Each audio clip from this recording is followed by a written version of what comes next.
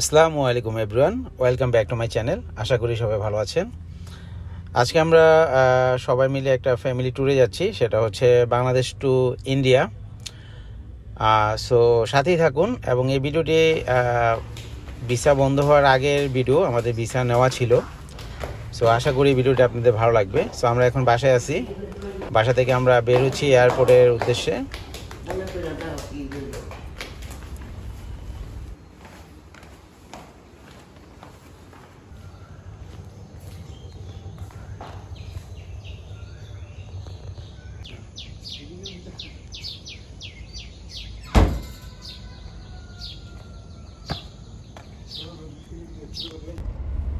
আমরা খুব early morning বাসা থেকে বের হয়ে গেছি। আমাদের ফ্লাইট হচ্ছে অ্যারাউন্ড 10টায়। সো দেখি আমাদের কতটুকু সময় লাগে। আশা করি খুব বেশি সময় লাগবে না। আমাদের বাসা হচ্ছে নারায়ণগঞ্জ, ঢাকা এয়ারপোর্ট যেতে হয়তো বা ম্যাক্সিমাম 45 থেকে 1 আওয়ার লাগবে, এর বেশি লাগার কথা না।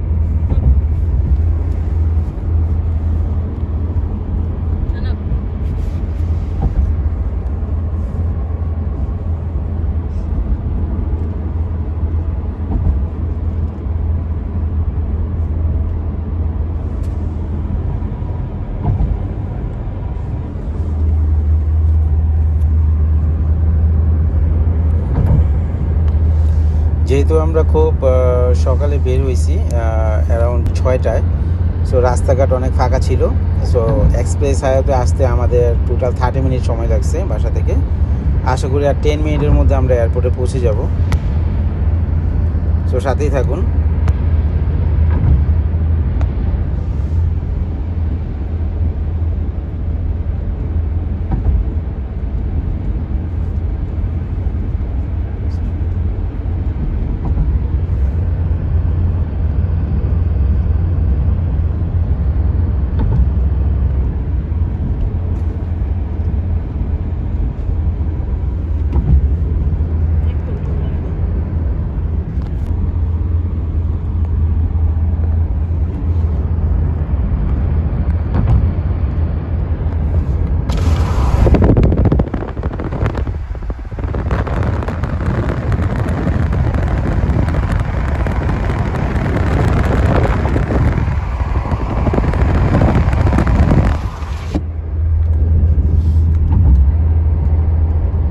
রেডিসন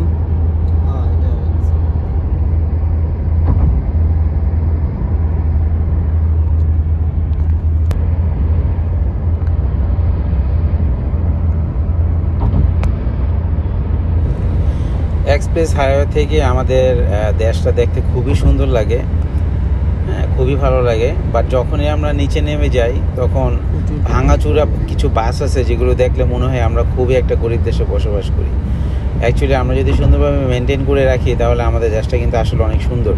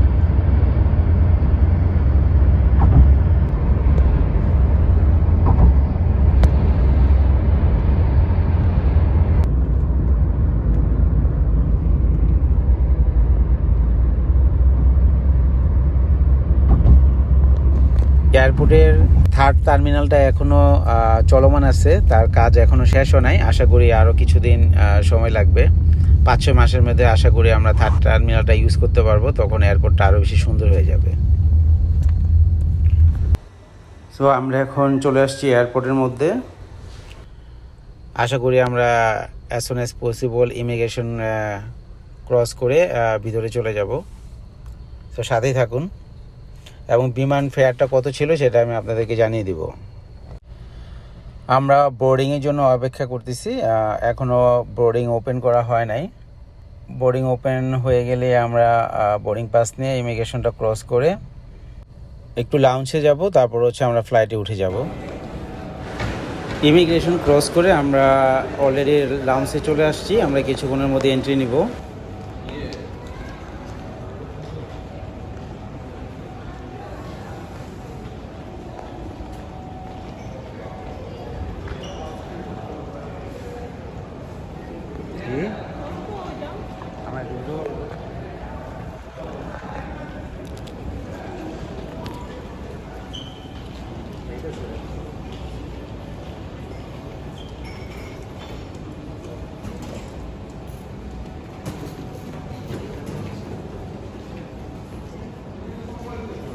সো আমরা আমাদের ক্রেডিট কার্ডটা ইউজ করব। আমরা এখন যে লাউঞ্জটা ইউজ করতেছি সেটা হচ্ছে এমটিবি লাউঞ্জ এয়ারপোর্টে। এটা খুবই সুন্দর, আরও এটা ছাড়াও আরও অনেক ব্যাংকের লাউঞ্জ আছে, আপনারা চাইলে সেগুলো ইউজ করতে পারেন, বাট আমার কাছে এমটিবিটাই ভালো লাগে।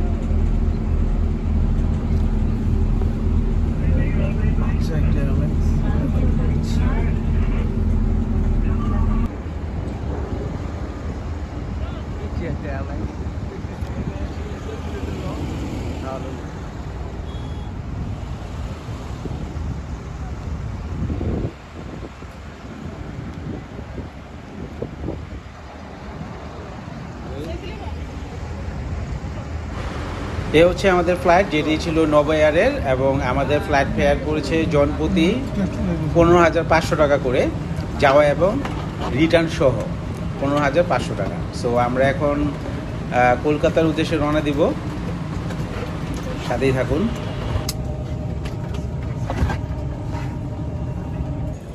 ইতিমধ্যে আমরা চলে আসছি নেতাজি সুভাষচন্দ্র বসু আন্তর্জাতিক বিমানবন্দর। আমার খুব ভালো লাগে। ইমিগ্রেশন খুবই স্মুথ ছিল, জাস্ট জিজ্ঞেস করছে আমরা কয়দিন থাকবো এবং রিটার্ন টিকিটটা কয় তারিখে, দ্যাটস ইট। সো আমরা এখন ব্যাগেজ বেল্টে আছি, আমরা আমাদের ব্যাগেজগুলো নিয়ে কিছুক্ষণের মধ্যে এয়ারপোর্ট থেকে বের হয়ে যাব। এই ইউলো কালারটি হচ্ছে আমাদের ব্যাগেজ, এটা ছাড়াও আর কয়েকটা ব্যাগ আছে, আমরা সবগুলি নিব।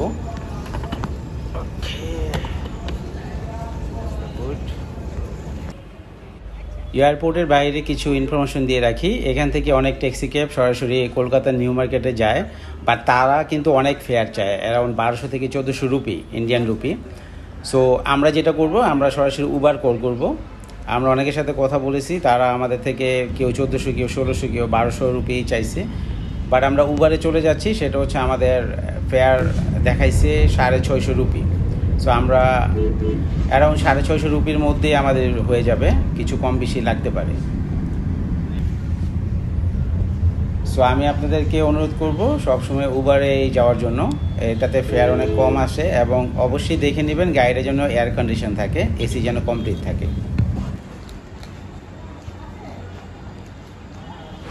সো আমরা যে হোটেলটা নিয়েছি সেই হোটেলটার নাম হচ্ছে হোটেল সোনারগাঁ। এটা মোটামুটি ভালো মানের একটি হোটেল, খুব একটি উন্নতও না আবার খুব খারাপও না, মিডিয়াম রেঞ্জের, বাট চলে। এটার ফেয়ার ছিল অ্যারাউন্ড রুম বুঝে 1500 থেকে 2500 রুপির আশেপাশে। সো আজকের মধ্যে এখানে বিদায় নিচ্ছি, সবাই ভালো থাকবেন। টিল দেন টেক কেয়ার, আল্লাহ হাফেজ।